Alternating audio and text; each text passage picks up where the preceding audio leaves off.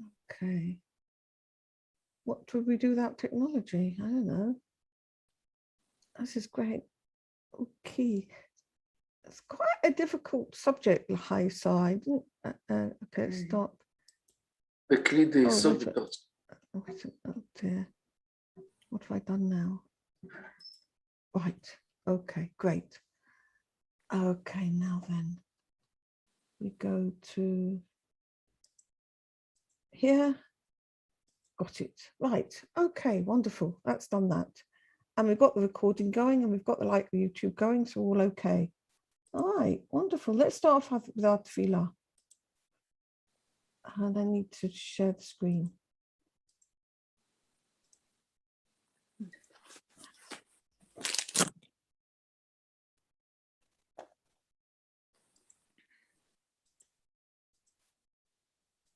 Right, here we are. Okay, good. Okay, wonderful. Let's begin. So let's learn for Leah Bat Sarah, Refuah Shlema.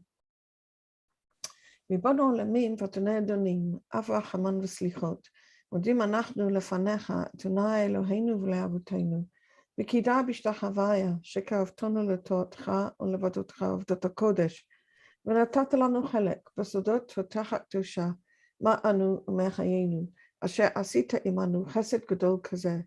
על כן, אנחנו מפילים תחנוננו לפניך, שתמחור ותסלח לכל חטאותינו ועוונותינו, ואל יהיו עוונותינו מבדילים בינינו לבינך, וכן יהי רצון מלפניך, אדוני אלוהינו ולאבותינו, שתכונן את לבבינו ליראתך ולבבך, תקשיב אוזניך לדברינו אלה, ותפתח לבבינו הראל בסודות תורתך, ויהיה לימדנו זה נחת רוח, לפני כיסא כבודך כרך ניחוח, ותרציל עלינו, אור מקור נשמתנו, בכל בחינתנו, שיתנוצצו ניצוצות עבודך הקדושים, אשר על ידם גלית את דבריך אלה בעולם, וזכותם, וזכות אבותם, וזכות תורתם ותמימותם וקדושתם, יעמוד לנו לבל נקשר בדברים אלו.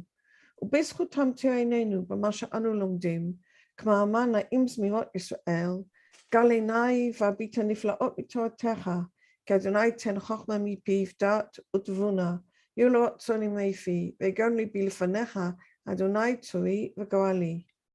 Master of the universe and Lord of lords, Father of mercy and forgiveness, we give thanks before you, O Lord our God and God of our fathers, in bowing the head and prostrating ourselves, that you've brought us close to your Torah and to your service, the holiest of services, and you've given to us the portion of your inner meanings of your holy Torah. What are we and what is our life, that you've dealt with us such a great loving kindness as this? Therefore we lay our supplication before you, that you forgive and pardon all our sins and iniquities, and do not let our iniquities separate us from you. And may it be your will, O Lord our God and God of our fathers, that you prepare our hearts to have reverence of you and love of you. And may your ears listen to these our words. Open our uncircumcised heart in the inner meanings of your Torah. May this our learning give pleasure before the throne of your glory as a sweet-smelling fragrance. Bestow upon us the light of the source of our soul in all its aspects. And may the sparks of your holy servants, to whom you revealed these your words into the world, shine forth. And may their merit and the merit of their fathers, the merit of their Torah, their wholeness and holiness stand by us, that we do not stumble in these words. And through their merit, enlighten our eyes and what we are learning. As a sweet singer of Israel said, open my eyes and I will look on the wonders of your Torah. For the Lord gives wisdom from his mouth, knowledge and understanding. May the words of my mouth and the meditation of my heart be acceptable before you, O Lord, my rock and my redeemer. Amen. Okay, great, wonderful. So what we're going to first look at is the story of, I forgot to go, here we go, just get it for you. Hebrew English, this is where we're going. And I think it's chapter 23. Yes, that's perfect. And let me just share that and start with new share, there we go. There we go. We're going to start off with the story of the beginning of the Sidra of Chai Sorah. Okay. Vayihu Chai Sorah, 100 shana, 20 shana, ו7 shanim, shnei Chai Sorah. And the life of Sarah was 100 years, and 20 years, and 7 years. These were the years of the life of Sarah. And there's lots of perushim about that, about why it's every single aspect of her life was spelled out like that. And it really, most of the perushim say something like that she lived her life to the full. And by that, I mean that she used every moment of her life in giving unconditionally to God in holiness. She was the ultimate of the fulfillment of a God-filled life. V'tamot Sarah b'Kiryat Arba hu Hebron. And Sarah died in Kiryat Arba, which is Hebron, be'eretz Canaan, in the land of Canaan. V'yavo Avraham lispod l'Sarah v'livkota. And Abraham came to hesped is like to you give a eulogy for Sarah and to cry for her. And Abraham rose up from his dead. I suppose it must have been, after he's given the hesped. And he spoke to the children of Het, Lemor, saying, I am a stranger and a sojourner with you. Please let me have a burial place amongst you, that I may bury my dead before me. And the children of Het answered Avraham, Lemor, saying to him, Shema'eni Adoni, hear us, my master. Nasi Elohim ata b'tochenu, you are a prince of God in our midst. In the choice of our burial places, bury your dead. None of us will withhold you from burying your dead. Will withhold his grave from burying your dead. And Avram got up and he bowed down to the people of the land, livnei Het, to the children of Het. And he spoke to them, saying, and he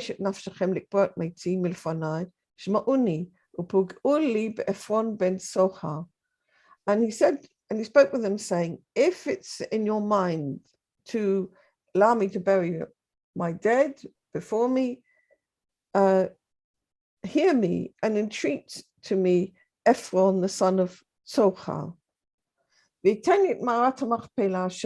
let him give me the cave of Machpela, which is his, which is at the end of his field, the kesef malei nenali, and give it to me for full money, amongst you for a burial place. And everyone was sitting amongst the children of Het. And everyone answered, the Hittite answered Avraham in the hearing of the children of Het, in the hearing of everybody who comes into the gate of his city, saying, no, my Lord, hear me. The field I've given to you, and the cave I've given to you, and everything in it is given to you. And I've given it to you in the eyes of my people. Bury your dead. And Abraham bowed down before the people of the land. And he spoke to Ephron in the hearing of the people of the land, Lemor, but no, you listen to me. I will give the money for the field, take it from me, and I will bury my dead there. And Ephron answered Abraham, saying to him, Adoni shema'eni, my Lord, listen to me. Eretz 400 shekel kesef beinu beincha mahi. The land, piece of land, is 400 shekels of silver. What is it between you and me? And bury your dead. Vishma Avraham el Ephron, and Abraham hearkened to Ephron. Vishkol Avraham leEphron et hakesef shesher diber boznei bnei Het. And Abraham weighed to Ephron the silver which he spoke to in the hearing of the children of Het, 400 shekel kesef, 400 shekels of silver, over l'socher, covenant money with the merchant. Vayakom stay Ephron and Asher Machpelah, Asher Lifnei Mamre. So the field of Ephron, which is in Machpelah, which is before Mamre, was established, and the field, V'amara Sheba, and the cave which is in it, and all the tree which is in the field, Asher B'kol Gvulo Saviv, and all the border which is in all the border around, LaAvram LeMikneh, came unto Abraham for possession, Le'nei B'nei Chet, in the eyes of the children of Chet, B'kol Ba'esha Iro, in the eyes of the children of Chet, in all these who came into the gateway of the city. And after this, Avraham buried Sarah, his wife, in the cave of the field of Machpelah before Mamre, the same as Hebron in the land of Canaan. And the field and the cave which became to Abraham as a possession of a burial place from the children of Chet. Okay, that's the story. Now, when you go into the story, it's actually a very peculiar story. I mean, why does Avraham want the Cave of Machpelah? What does Cave of Machpelah mean? Why does he go to the children of Chet, which apparently also means Chet as a sin? Dafka to ask for a burial place, aren't there any other burial places around? What's the whole business of the burial anyhow? And what's this whole business with the money? Yes, you can have it for free. No, I don't want it for free. And then he asks the maximum price, 400 shekels of silver. There's a whole lot of issues with this story. I read it a few times. I have to say, I looked in Zohar, and there's very difficult to understand. So we're going to look at it today from Margalot Shana. At least we'll start off with Margalot Shana of Rabbi Gottlieb's. Okay, which is taken from the Zohar. And then there's another, what do you call it? Piece of Rabbi Gottlieb's, in which he goes into more detail. We'll see how far we get. Okay, so this is Margalot Shana. And, oh no, you can't see it. 1 second. Share screen. There we are. Share. Now, let me get this so you can actually see something. There we go. All right. At the time, so this is Margalot Shana, is a book that Rav Gottlieb wrote, and it goes through the cycle of the year. So it's got things for the particular festivals and also for Parshat Shavuot. It's actually very handy. ותמת שרה בקריית ארבע, הוא חברון בארץ כנען, ויבוא אברהם לספוד את שרה ולבכותה. And Sarah died in Kiryat Arba, which is Hebron in the land of Canaan, and Abraham came to mourn Sarah, to give a eulogy for her, and to cry for her. We need to know, I won't read all the Hebrew because it'll, to the time I read the Hebrew and English, it'll take quite a long time. So I'll just sort of like look at it with my eyes and just translate like that, okay? We need to know that the soul of the human being is made up of two parts, from the light and from the vessel. And the vessel is the desire to receive pleasure and joy, which is the sort of receiving element with which we receive the joy and pleasure in life. And the actual joy, like the light which fills that receiver, okay, is the joy and the pleasure itself. And they form the light in the soul. So you've got the receptacle and you've got the light, okay? So the Holy Zohar says on the verse, and Sarah died in Kiryat Arba, which is Hebron in the land of Canaan, and Abraham came to mourn Sarah and to weep for her, that Abraham is the soul, okay, who comes to mourn Sarah, which is the body, all right? A body here meaning the receptacle for the soul. So, okay, so we find that Abraham, from the aspect of his spiritual roots, is the light, okay, which is this light which is shining in the body, which is the vessel, okay? So vessel, the aspect of Sarah, is the will to receive pleasure and joy, which is in the soul of a man. But we started off this whole session by saying that Sarah was completely pure and completely holy for all 127 years of her life. That's why it's spelled out, 100 years and 20 years and 7 years. It wasn't a single day that Sarah was not completely holy. So the will to receive is not necessarily the will to receive for oneself alone. Very often when people learn the work of Rabbi Ashlag, we're not always as strict enough in the language. And so we get the idea that the will to receive is a negative thing. It isn't a negative thing in its essence. The will to receive is the vessel with which one day we will be able to receive all the light and goodness that there is in creation. Because we're in this world and we are under the domination of the will of the framework of uncleanness when we're young, okay, we have enough difficulty just getting out of our will to receive ourselves alone. But the will to receive, when used in the proper way, in holiness, is actually the receptacle for receiving all the light and joy that God wants to give us.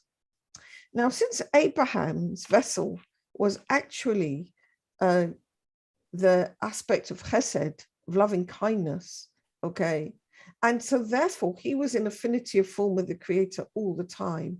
He's all the time just wanting to do loving kindness, okay. His soul was actually able to receive all the light and goodness that there is in creation, all right. And the Sarah was the receiving aspect of him is Sarah, okay.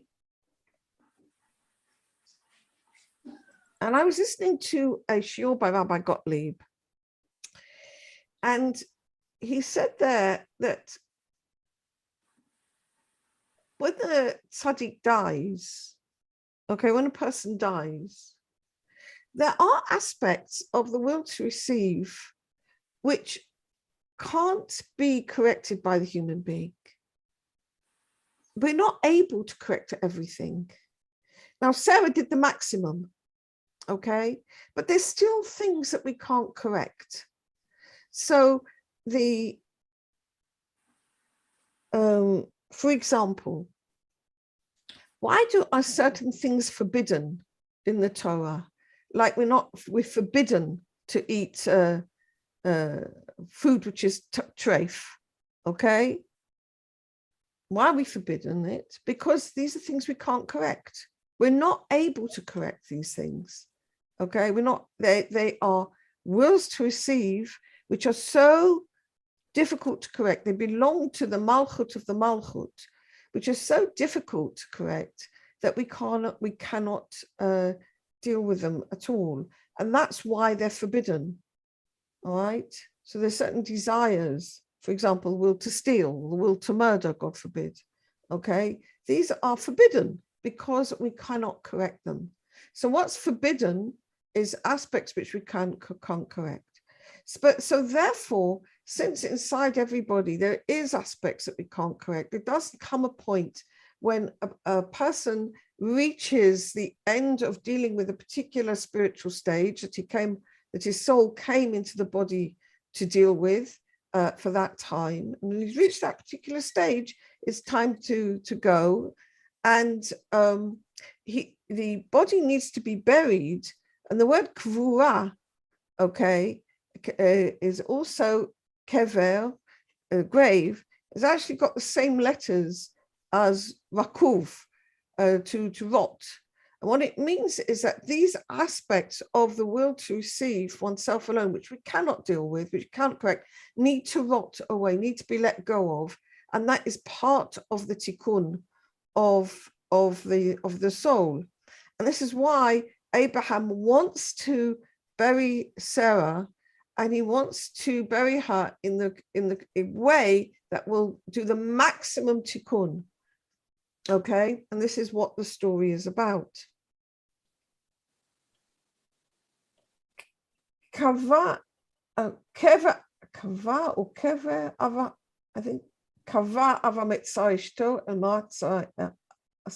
al Maat Sadeh Machpelah al Pnei Mamre Chevron Beretz Canaan. Abraham buried Sarah, his wife, in the cave of the field of Machpelah, which is just before Mamre, which is Chevron, in the land of Canaan. Explanation. Tafkid haneshama lavit haguf hamakom menuchato. It's the purpose of the soul to bring the body to its ultimate resting place. The soul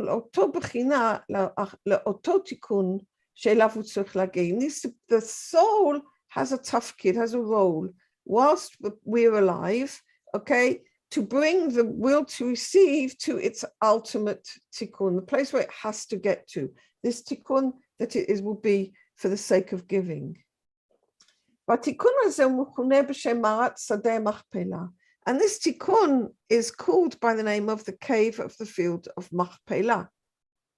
Okay, and when we talking from the side of the spiritual roots, what does it mean, the cave of the field of Machpelah? What does it mean? You know, the word Machpelah is from the word double, okay? Kefel. You know, you have to teach the children Loch HaKefel, the multiplication table, okay? It's the same word, Machpelah, it means double, the cave which is double, all right? Our teacher, the Baal Sulam, explains it like this. In the beginning, the Holy Blessed One created the world in the measure of judgment, okay? Strict judgment. In other words, the way the worlds come forth were first with the rule that we are not allowed to use our will to receive ourselves alone. That was it, okay? Well, he saw, I mean, it didn't change his mind. It just came out first with the Midat Hadin, the aspect of not using one's will to receive oneself alone. And then because the Olamit came, the world cannot survive. What does that mean? That a human being cannot come to his perfection just like that. He came and joined with him the aspect of mercy. All right, so what does that mean? It means that the body was formed first, okay, and then the soul comes in, because the Rachamim is the soul. In fact, that's actually true, because a person comes into the world, all right, with body, and then a tiny point source of the soul comes in with him at that point. And the person grows primarily under the framework of the uncleanness, of the framework of evil, for the first 12 or 13 years of his life. It depends on boy or girl, okay? And at that point, the soul really comes into the person and begins to grow, okay? So first we've got the Midat Hadin, the will to receive, the ego, will to receive oneself alone, the ego comes in, and then joins in the aspect of the soul, all right? So Machpelah, as we said, the word Machpelah is from the language of double, okay? So in other words, that the person is made up of two causes. First, he creates the world with the human element, the human nature, which is Midat Hadin, which is the person wants to receive everything into his possession for his own self-use, everything that his eye sees. And that is called din. That's the rule. That's the aspect of rule. And when a person is situated in this situation, then he is the light is completely concealed from him. And he's not able to feel the feeling of God in the world. A person cannot fulfill himself like that. He cannot sustain himself like that. Neither can the world exist like that either. Because if everybody's just receiving for themselves alone, they just destroy the world in 5 minutes. So when a person only wants to receive everything for himself and says, whatever is mine, whatever's yours is mine, okay, that's the will to receive for oneself alone. Then God gives him the midah v'rachamim, okay? But then if he works on himself to correct his will to receive for himself alone, then he joins in the aspect of the soul, the aspect of giving, the aspect of mercy, then the world can be fulfilled. So the Zohar says, the Holy Zohar says, this is what the cave of Machpelah, of the field of Machpelah actually means. A cave is a receptacle, it's a vessel, okay? And this is the nature which a person needs on which to establish his life, okay? And his nature needs to be made up of these two aspects, both from the aspect of the ego, the aspect of din, and from the aspect of rachamim, the aspect of the soul. Okay, we need both. From his primitive human nature with which he's created, when he only wants to receive pleasure and joy. But then he needs to develop within himself a second nature, which is not one that he has when he's born, but this is the nature which the soul wants, which is the nature of loving one's fellow man, a nature of loving one's fellow creatures and love of God. And these two elements, a person needs to, with these two elements, which actually influence each other, a person can arrive at his perfection. And, we often ask ourselves the question, wouldn't it have been better if God had only made me with the Yetzer HaTov and had, left out the Yetzer Hara business? What about if God had just made us with the soul and not had the will to receive oneself alone? Wouldn't that have worked out a little bit better? And the answer is no. Actually, the body's desires force the soul to grow, okay, and to enlarge its capacity of giving, all right? And then the soul corrects the body, and the body then gets more desires and again forces the soul to find new ways of giving, all right? And it grows through the contacts each one gives to the other, all right? Because of the temptations of the body, of the will to receive oneself alone, the powers of the soul of the person need to grow, okay? So in fact, these two elements absolutely feed off each other. So the cave, all right, ma'ara, all right, is from the language of iroi v'hara'a. Iroi is like an infusion, all right? So the cave here is from the language of an infusion. It's the light which comes from above, which gives the person the power, it gives him the strength to live in this double way, in this trying to find this balance between the two sides of himself, trying to find the way that these two aspects of himself can actually help each other, okay? And ultimately, the balance comes at the Gemara tikkun of the person, at the end of the tikkun of the person, when he's able to rectify receive all what he receives for the sake of giving. That is when a person indeed uses his will to receive for himself alone. Sorry, say that again, go back a moment. The person indeed uses his will to receive, but not for himself alone, but he uses it only for the sake of giving pleasure to the Creator. So therefore, Abraham takes Sarah, okay? So the soul is taking the receptacle, the body, which, and the soul is giving the light inside the body, because she wants to correct it, okay? And this body is found in Kiryat Arba, which is Hebron, okay? And the Holy Zohar hints like this, that the body is made up of the four foundations, which are air, fire, water, and earth. This is Kiryat Arba. It also, in the case of Sarah, said that she was in Hebron. It says also there that it was Chesed, Gevurah, Tiferet, and Malchut. Okay, so because she was so complete. Here we're talking about not just, anybody. We're talking about Sarah.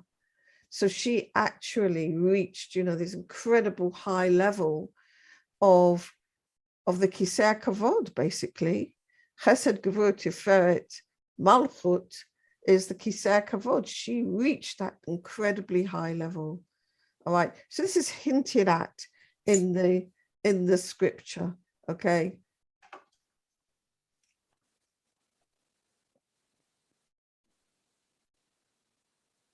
So these four elements, which what did we say? Wind, air, fire, water, and earth, okay, are the different elements which come to give the person the will to receive joy and pleasure.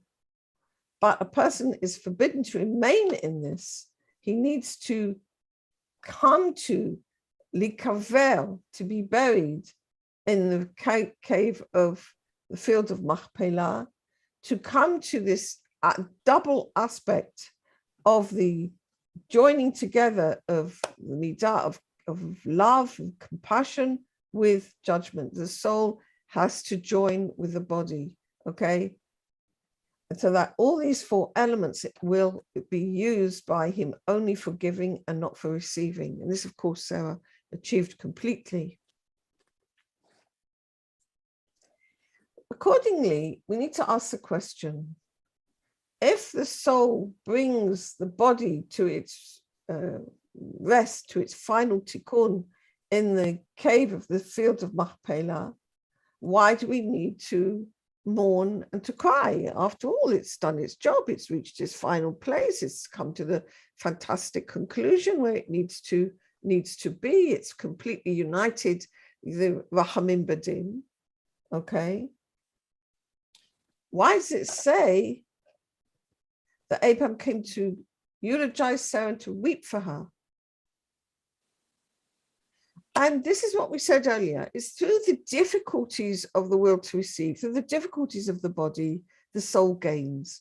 Through the wars, the battles which the body brings to the human being, the soul grows many, many, many times more than what she had. And her light grows and shines out. And now, since that the body's reached its rest, the battle is finished. The war is over. And of course, on the one hand, it's a situation of joy and great joy and completion. But on the other hand, it's also a situation of crying and mourning, because the tzaddikim, the righteous, those who serve God, actually prefer to work. All right, they don't like being in a place of completion. Their joy is how much I can give, how much I can serve. They want to just be giving and serving. They want to be doing the mitzvot. They're not happy to be in a state of completion. All right, and for this, they actually cry. All right, so here's Avraham. So of course he understands that Sarah's soul has gone up to God and it's fantastic and everything like that. Okay, but he's crying because of, from the inner aspect, because of he knows that he what actually prefers to be working than resting. So the servants of God want to increase more and more the name of God in their midst. And this is not possible without this battle with our will to receive, without the battle with the body and its needs, without the battle with our ego, its appetites, and its denials of God. And Rabbi Gottlieb goes on to say, and this is what the Holy Blessed One sort of waits for each one of us to achieve in an individual fashion, and also from the people of Israel in a general fashion, as the sages have said, that the only way to make a connection, a real connection with the creator of the world, is through making our form, our characteristics equivalent to his. As the sages have said, just as he is merciful, so you be merciful.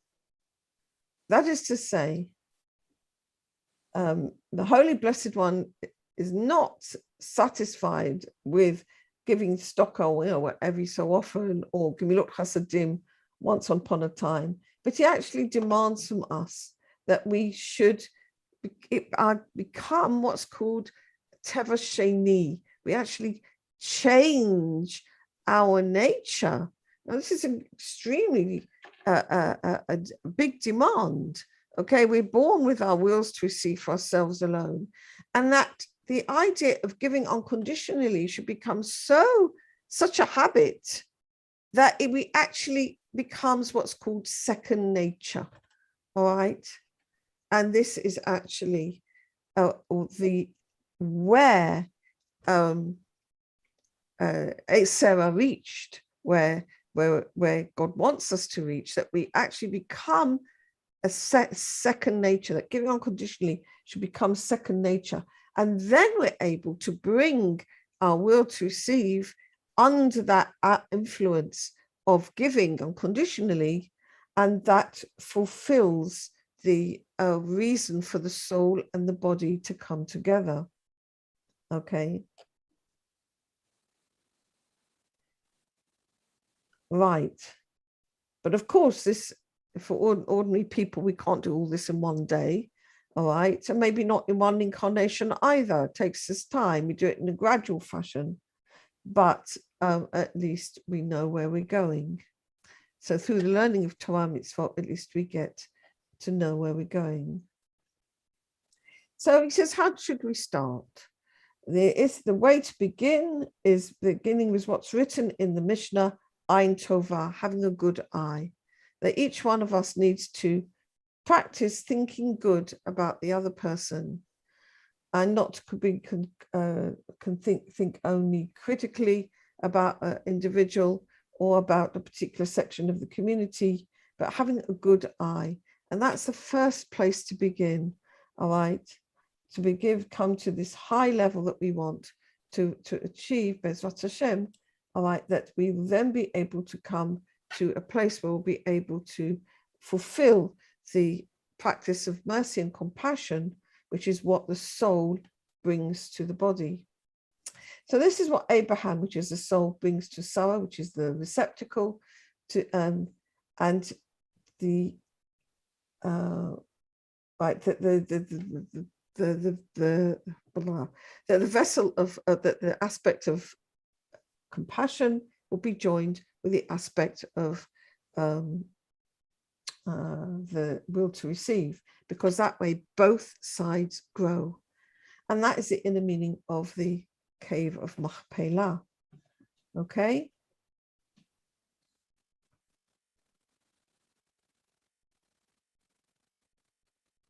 Okay, so that was one drasha that Rav Gottlieb gave on that. Here's another. Oh, wait a minute, before we go on to another bit, has anybody got any questions or anything they want to ask? Or say, or anything? Okay, great. V'tamot sar b'kiryat arba hi Chevron be'eretz Canaan. V'yavo Avraham lispod l'sar livkota. V'achrei chen kava Avraham et Sara ishto el ma'at sar Machpelah al pnei mamrei u'Chevron be'eretz Canaan.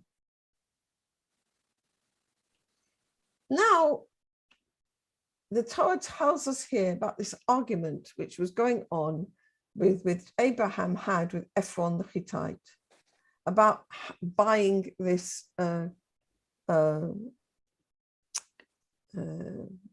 place. Okay. And ultimately they finish up, and Ephron answered Abraham saying, please, my master, listen to me. The land is worth 400 shekels of silver. What's that between you and me? Okay. Bury your dead. But Abraham was not prepared to receive this without paying for it. Okay. And Abraham listened to Ephron, and he weighed out the 400 shekels of silver, which he spoke in the ears of the children of Het, 400 shekels of silver, over sochever, of the merchant's trade. Now, all this has got lots of very inner meanings, to be honest, and I found quite a few of them, but we'll start off with a simpler one here, and we'll see how we get on. The Holy Zohar says, okay, so this goes over a little bit what we've said already, because it's a different drasha now. Abraham is the soul and Sarah is the body. And so basically here we're actually talking about what's happening within one person who has a soul and a body. And the soul is called Abraham and Sarah is the body. And the issue of burial is bringing the body to its rest. Yeah, so all this we've actually said, okay. The purpose of the soul is to give light to the person and actually not give him any rest, okay? Because so long as a person is still under the influence of his will to receive for himself alone, and he's living a life of the animal, basically, therefore we see many times that when a person's living that type of life, which is a life filled with material appetites, he doesn't have any satisfaction. It feels empty to him. Even when he attains the joys which he thinks he will enjoy and which will give him satisfaction, he doesn't have any satisfaction which lasts more than, a tiny bit.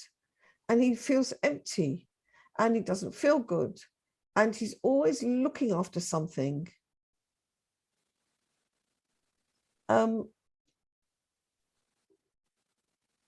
Or he's lacking something. It's also possible that the will to receive the person feels something that in a certain situation, it's too much what he's got, okay? But either way, it causes a defect in his pleasure. And this is not real life. And this is what his soul does for him. His soul makes him uncomfortable with the will to receive for himself alone. It makes him feel unsatisfied, because the purpose of the soul is to give light in the person and not give him rest, but to show him his true direction, okay? And to bring to the will to receive, bring to the ego his perfection and the way he needs to go in order to get his rest, okay? And this is the inner meaning that Abraham, which is the soul, comes to bury Sarah, which is the goof. And why does he bury, where does he bury Sarah? In Hebron. B'mara hasadeh Machpelah. Baal Sulam says Hebron is from the language of chibur, connection, okay? Because when does he get rest? Is when he's connected to mitchaber laborei, when he joins with the Creator. So the word Hebron is when he joins with the Creator. So first we looked at Kiryat Arba, okay, the idea of Kiryat Arba, the four Yesodot, okay. Now we're looking at it from the aspect of Chibur, Hebron, all right. So there's different explanations according to the actual words.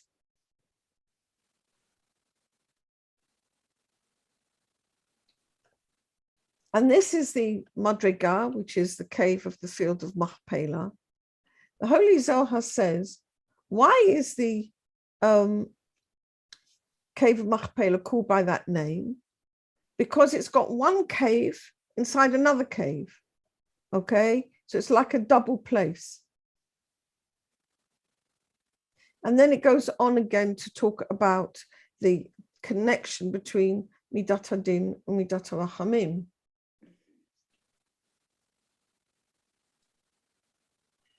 Right.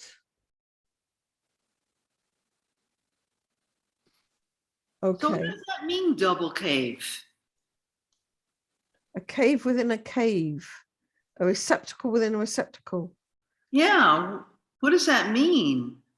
I've been there. I know that Isaac and Rivka are buried within, like I know that they're not accessible all year round. They're kind of in a different place. Not within you know what I mean? Is it the layout or? I don't think when we go to the Cave of Machpela today, that the halls where you've got all the avot are actually the real graves. As far as I understood it, the cave, the real Ma'arat Machpelah is underground. There's apparently sort of a cave underneath there, which is actually where the real Kvarim are. Right. Yeah. Are they all together? Sorry? Are they all together? Who knows? I mean, I don't know. I don't know. I mean, I looked up in the Zohar today to try to understand some of this a bit better, because there was Rav Gottlieb gave this very difficult Perush on it all, and I was trying to understand it and listen to it and everything. So I looked it up in the Zohar, and there's this lovely midrash there, and I don't really know what it means, but there's this lovely midrash which is that when the story in which we had, was it last week? Vayera, yes, that's right. When the angels came, to Avraham, and it says, and he ran to the herd to get, the egel, to get the calf to slaughter for the angels to eat. Okay, so the midrash says that he ran after this calf, which ran and ran and ran and ran, and it actually ran into the cave of Machpelah. And as he came into the cave of Machpelah, he suddenly sensed the atmosphere of Gan Eden, of the Garden of Eden. He could smell the beautiful smell of the smell of Gan Eden, and he came there to the inside the cave, and suddenly he saw Adam standing up there to meet him, and that Adam was, because Adam and Eve were buried in the cave of Machpelah. And then he kind of saw himself buried in the cave of Machpelah, and he knew that one day he himself would be buried there. So he had with his Ruach HaKodesh the understanding that this was the right place. And it also said that Adam was buried on the threshold of the Garden of Eden, because that was where he came from. So here's this incredible midrash in the Zohar, and it's really beautiful, but I haven't the faintest idea what it means. I mean, I don't know what it means. I mean, Rav Ashlag definitely teaches us that you can't take midrash literally. But I was just trying to think to myself, I mean, just thinking about it with you guys now, like, what does it mean, a cave within a cave? Well, let's say the first cave is a cave is a receptacle, okay? So the first outer receptacle that we have is the ego, is our will to receive for ourselves alone, is our ego, is the body, or the physical body, okay? And then the second cave within the cave would be the soul. You did, and there was also, he bought like the whole field. He bought a big area. That's right. Not just like a little burial. I mean, he bought the whole area. That's right. Now, that's also very interesting. So the sadeh in the field in Kabbalah means the malchut, all right? So, and it said something about the katsei hasadeh. Let me just see what the actual term was. And he says, that's right, he says, yeah, v'itenli et ma'arat Machpelah asher lo, asher b'ktsei sadehu. And it gives me they should give me the Cave of Machpela, which is at the end of the field. And apparently that's important because I've lost my spot here. Why is that important? Because the malchut, which is the will to receive, okay, has within it, like I said, it's got aspects which nobody can correct, okay? Only God can correct them for us, which is these aspects of things which are forbidden. And these are the aspects which need to be buried, because kever and makuv is the same word, needs to rot around. So the aspect of the cave within the cave, that the action of the burial needs to be at the uttermost part of the malchut, which is the aspect of the malchut which we can't deal with. It's the dalad of the dalad. Okay, the bechina dalad of the dalad, the ultimate will to receive for ourselves alone, which we can't deal with. Okay, and that's why, yeah, that's what it's talking about. The sadeh is the field, like the spiritual field, all right, of the malchut. Okay, so if, again, this is always relational. If Avraham is Zerampin, Sarah is malchut.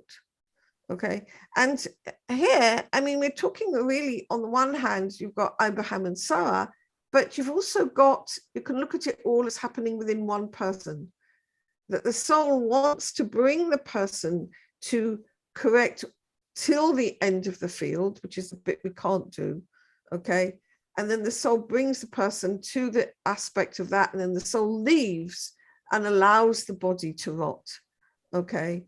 Allows the body to disintegrate, to rot, and to let go of that will to receive for itself alone.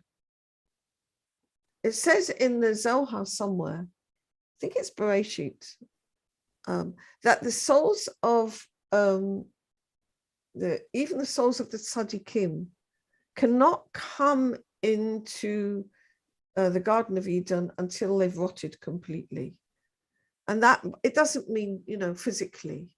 It means till all the aspects of the will to receive oneself alone have been removed. Then they can go into the Garden of Eden. It takes time. Which is supposed to be happening in Gehinnom. Yeah, it depends where you are. I mean, it depends, where we finish. So yeah, it either happens, we can either do that work as much as we can, whilst we're alive, or we can do it afterwards and gain on. Yeah, definitely. The first 11 months after we die, they say, is when that all gets purified. And then the person can go up into Garden of Eden. So there we go. Yeah, so the idea of a cave within a cave, I think, is the idea of the soul, which is the receptacle within the soul of the ego, within the receptacle of the ego. So you've got the first receptacle is the ego, the will to receive, and the one within that is the soul, because the soul is also a receptacle, in fact. Okay.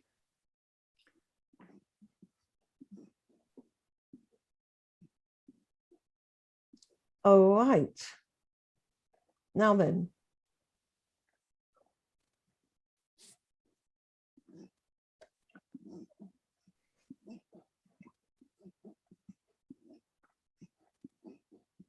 here we go. So when Abraham, which is the soul, brings the guf, which is Sarah, to its final place of rest, of completion, where is this? In Hebron. Actually, where does it get rest? When it's in connection with the Creator, okay? Which is Machpelah, the Cave of Machpela, which is at the level which is made up of both Midat Hadin and Midat Rachamim, both of them, when both body and soul, because the body and soul absolutely need to work together. Like we said, the body, the presence of the body forces the soul to grow and to find new ways of giving, whereas the body would absolutely be, completely separated from God. The will to receive oneself alone would be completely separated from God if it were not for the light of the soul. So these two aspects of ourselves, and I mean, this is very interesting, because I think this is what makes Judaism and so fascinating and so complete for me, because in other religions they just put the emphasis on the Yetzer HaTov, all right, and just say, you've got these enemies, which is anger and lust and things, just leave them alone, don't touch them. Okay, so you've got, for example, in Buddhism, you've got hermits, they become monks or hermits or something. Okay, well, they're just focusing on the Yetzer HaTov, and they're just leaving the Yetzer Hara behind. Okay, and like ignoring it. That's it. Just focusing on the Yetzer HaTov. Well, that's fine. I mean, they're still connected with God in that way, but it's not complete, because the fact is that what Judaism teaches us is that the two parts of ourselves ultimately need to work together. Today, we can't just ignore one bit and the other bit. Okay, ultimately, the Gemara tikkun for a person, the finish of tikkun for a person, is to bring the guf into holiness, to get the will to receive for the sake of giving. We can't just ignore it, okay, or put it to a side. So I think this is really, really actually very interesting. Okay, and this is, of course, what Abraham and Sarah achieved together. Okay.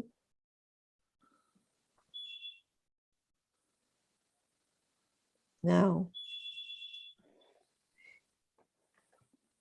when a person tries to, do the work of giving unconditionally and to bring his will to receive into the work of giving, then of course his will to receive himself alone gets rather annoyed and raises up against him.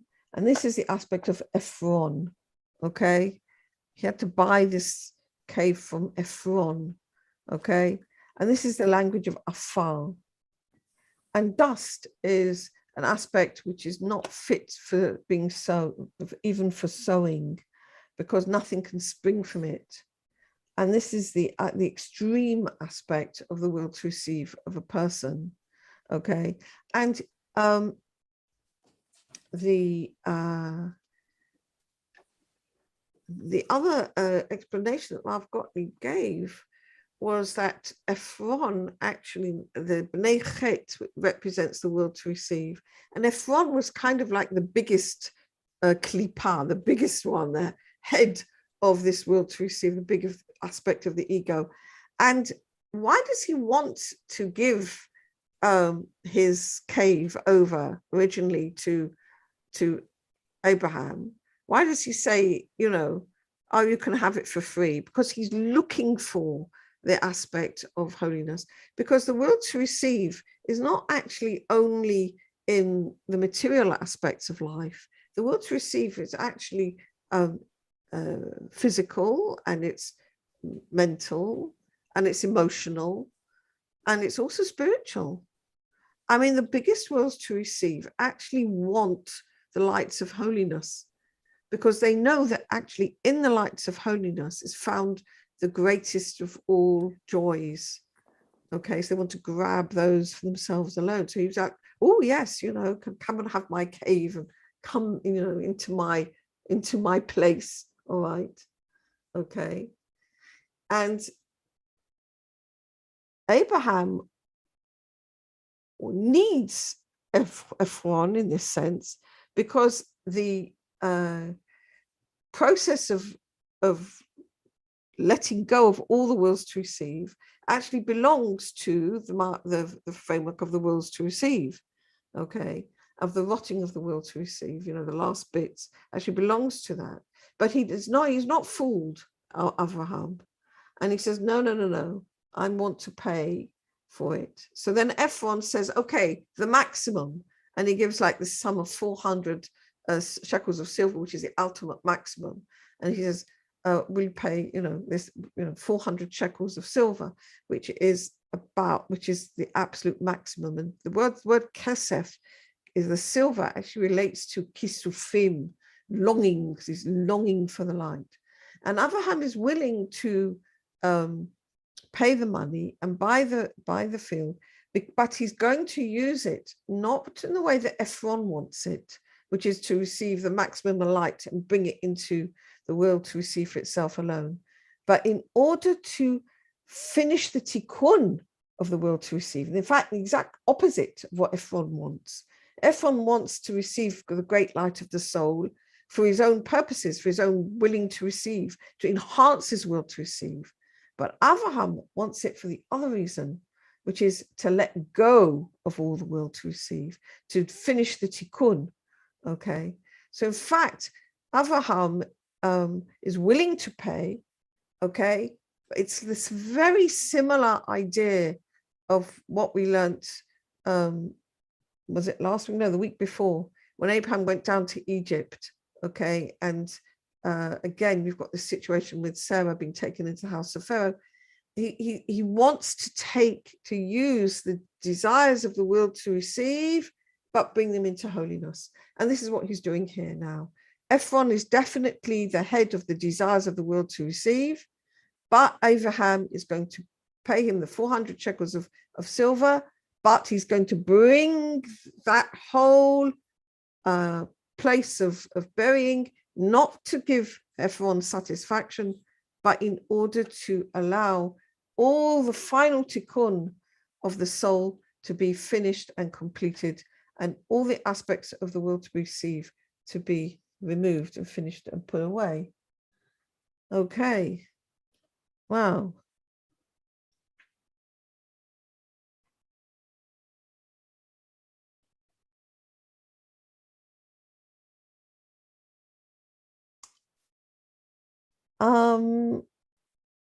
I think that's more or less, we more or less covered most of what there's different aspects.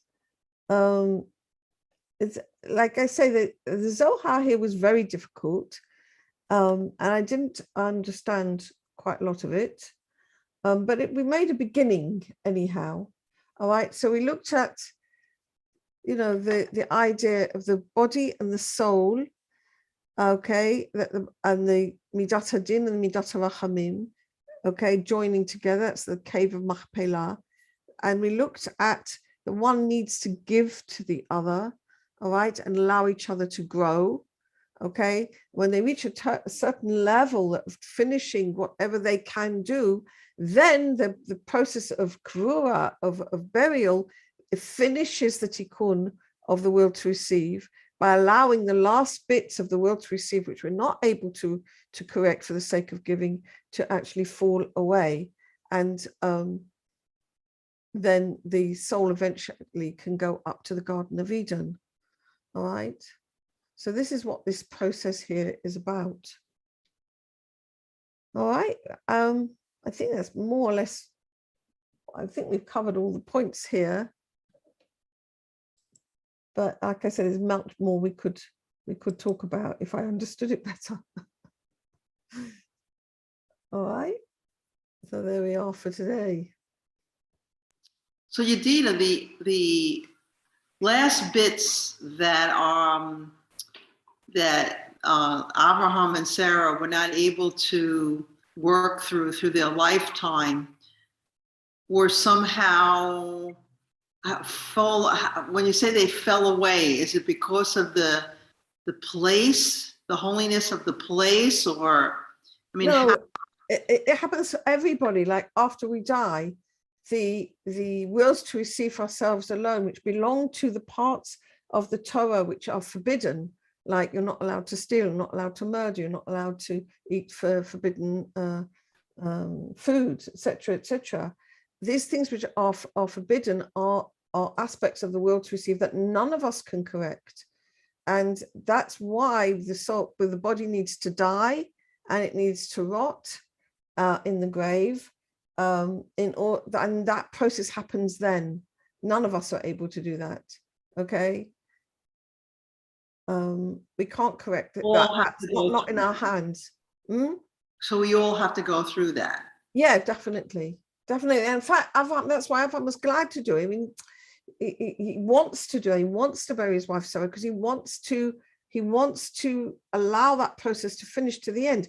Because the tzaddikim want to be corrected. They want to be connected with God. They're not worried about their wills to receive and what it would feel like.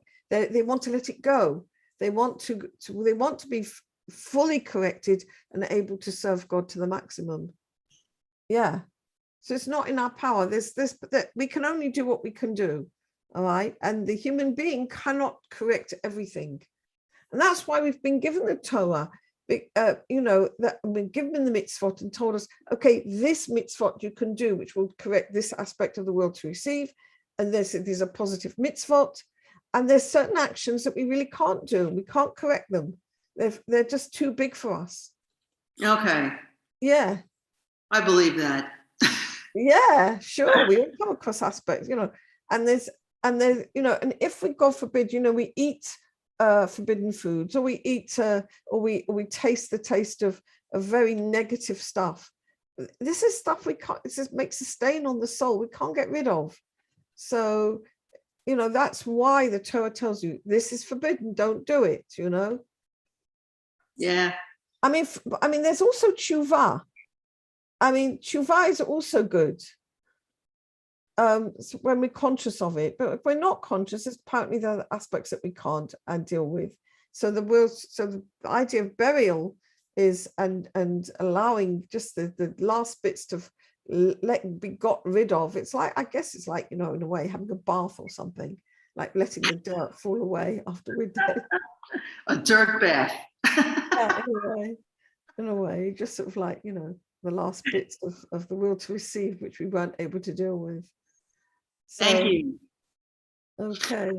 Well, there you go. It was one aspect of Chai. So it's a fascinating parasha. I love the bit also, when we've got to, when Yitzhak and Rivka, and that's a very lovely piece. I love that very much. So there's lots of different aspects, but this was what I found today. So I thought, okay, it's interesting at least. Next week, okay. What's that? All right. I got a nice one from Dvorah. Shabbat Shalom. Next week we'll start on Toldot. Now Toldot, I just love Toldot. I mean, I could just go into Toldot for the rest of the year. The Zohar and Toldot for me is just like one of the most fascinating, wonderful pieces of Zohar, which is it's just, for me, it's just fantastic, and I love it. So I want to take a few weeks over Toldot and just enjoy ourselves, because it's a piece of Zohar which is not too difficult, and we can just really go into who was Yitzhak and who was Yaakov and who was Esau, and what was this whole story with the brachot and the lentil soup and Yaakov dressing up with this clothes of Esau, and what was it all about? And until I learned it in the Zohar, I have to say I never really felt too good with Yaakov. And when after I learned it in the Zohar, I changed completely. It was just wonderful. So next week we're going to start Toldot, and then we might just do Toldot for a few weeks, okay? Because I like it. Thank you. All right. Shabbat Shalom. Okay, everybody. Shabbat Shalom. Have a lovely time. A lovely Shabbat. Thank you. Okay, take care. Okay, bye then.